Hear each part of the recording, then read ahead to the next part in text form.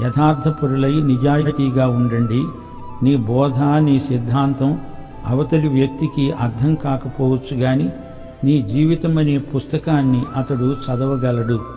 నీ శీలము, ప్రవర్తన సరిగా ఉంటే అతడు నిన్నేమీ చేయడానికి భయపడతాడు. నీవు బాకీలు ఎగ్గొట్టేవాడివి, అబద్ధాలు చెప్పేవాడివి అయితే అతని దృష్టిలో నీవు హీనంగా కనపడతావు. నీ నీతి బోధలు అతనికి వినపడవు. నిన్ను ఇతరులు నమ్మదగినట్లు నీ ప్రవర్తన కనపడాలి. పత్రికలు పంచుతావా? మంచిది, గాని నీ ప్రవర్తనే ప్రజలు చదివే పత్రిక అని మరువవద్దు.